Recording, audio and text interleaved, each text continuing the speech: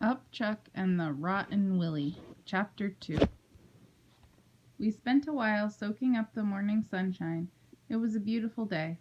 After a time, the wind picked up and shook our limb. I looked over at my best friend.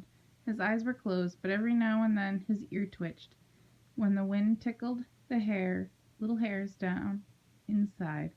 I moved closer. I peeked out of one eye when I felt the limb bend under my weight. I sat down and curled my tail under my bottom. We need to talk. So talk, he purred and closed his eyes. Got a new dog joke you just thought up? Even though his eyes were closed and he couldn't see me, I shook my head. No, I mean really talk. He cocked his eye again. About what? I took a deep breath and sighed. Louie. Tom curled tighter into his ball. I don't want to talk about Louie. I don't even want to think about Louie. I moved closer. Please? No. Why? Because. His tail flipped around to cover his eyes. I reached out a paw and pulled it aside. The eyes popped open. The yellow slit that ran up and down the middle grew so tight it glowed like a streak of fire. Why? I repeated. For only an instant, the fur poofed up on his tail when he took a deep breath and sighed. When he did, the hair smoothed down. It hurts too much to talk about him. I try my best not to even think about him. He was a good cat. He was fun to be with. And he ran out in the street and he got hit by a car. Now he's dead. There's nothing else to say. With that, he closed his eyes and wrapped his tail back over his head. I sat for a long time watching him, thinking maybe there was nothing else to say. Maybe it was best if I forget our friend. There was nothing we could do for him. There was no way we could change what had happened. So if Tom didn't want to talk about him, that was fine. My tail flipped to one side so hard that it was almost knocked me off balance. My claws sprang out to hold on to the limb. If Tom didn't want to talk about him, that was fine. I did. I wanted to talk about Louie. I needed to talk about Louie. If Tom didn't want to listen, well, that was up to him. He was fun to be with, I echoed what Tom said. He was a good cat, and he was fun.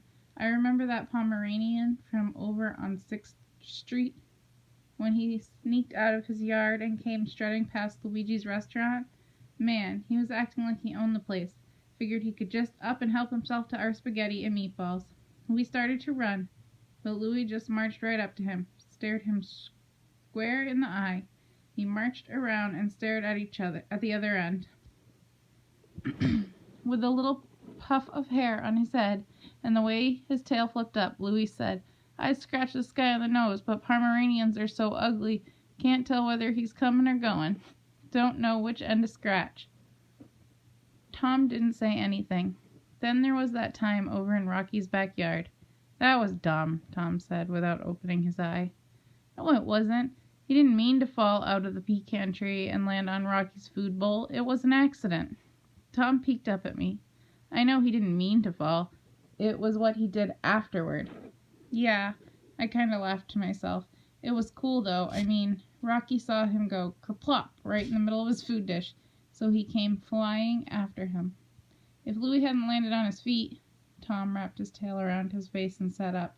Rocky would have got him for sure. Louie always landed on his feet, I smiled.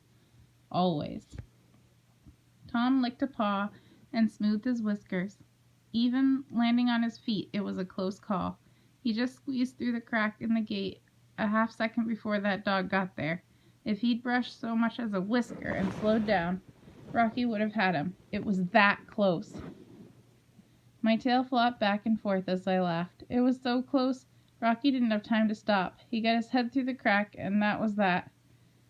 It stopped like the rest of him had hit a brick wall, stuck there, and all he could do was bark and yap and tell Louie what he was going to do to him when he got loose. Prancing back and forth in front of him and teasing him was bad enough, Tom said. Now his tail was flipping back and forth like mine was.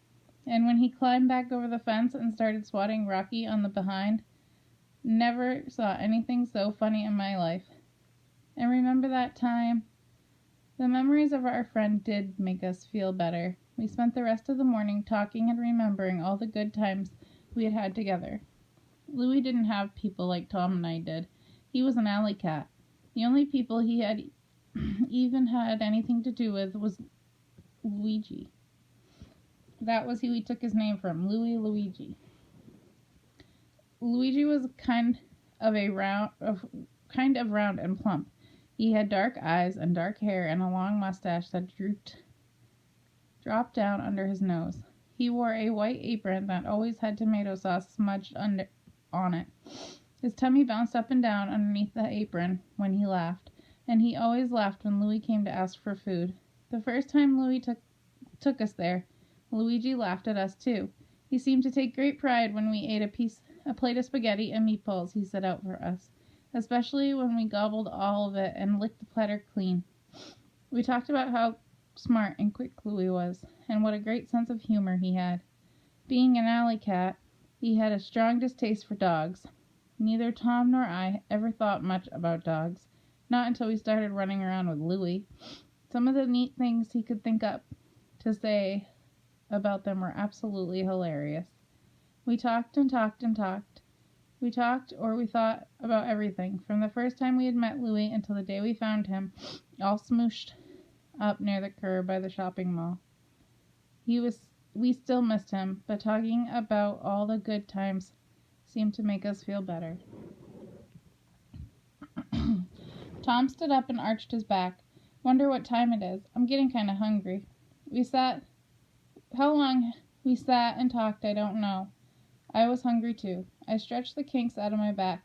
It's been a long time since we've seen Luigi. Bet he misses Louis. Let's go say hi to him and see if he'll feed us. The branch where we visited was a low one. Tom leaped to the ground and patted the grass with his paw. Come on. He paused. Up, Chuck. A puff of red exploded before my eyes. This time I knew he did it on purpose. He was down, not up. My tail puffed as big as a balloon. Claws sprang out. My eyes squinted to teeny slits. In a rage, I flew from the tree and slammed into him. The force of my attack knocked him over. Hissing and spitting and scratching, we tumbled clear across Tom's backyard.